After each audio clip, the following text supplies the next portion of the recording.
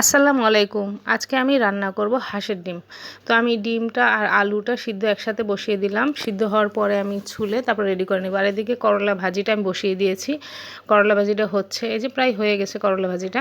এটা আমি এখন নামিয়ে নিয়ে ডিমটা বসিয়ে দেব। তো আমি আবার কি করলাম, 2টা ডিম ভেজে নিলাম। ওগুলো ভাজা ডিমটা আমি রাতের জন্য রাখবো, আর হাঁসের ডিমগুলো দুপুরে খাবো। এই যে ডিম ভাজা হয়ে গেল আমার।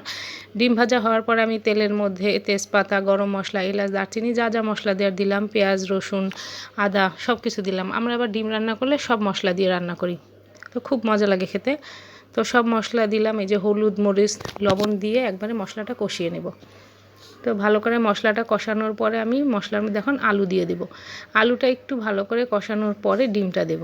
এই যে আগে আলুটা কষিয়ে নিই। এই যে খুব ভালো করে আলুটা কষানো হয়ে গেছে, তারপর আমি ডিমটা দিয়ে দিলাম। ভাজা ডিমটা আমি একটু পরে দিব। এই যে ভাজা ডিমগুলো রেখে দিলাম আলাদা, এটা হওয়ার আগে আগে দিয়ে দিলেই হবে। তারপর আমি একবারে ঝোলের পানি দিয়ে দিলাম, কারণ হলো ডিম আলুটা সিদ্ধ করা ভালো করেই। তো রান্না প্রায় শেষের দিকে, এখন আমি একটু ভাজা গরম মশলার গুঁড়ো দিয়ে নামিয়ে নেব রান্নাটা।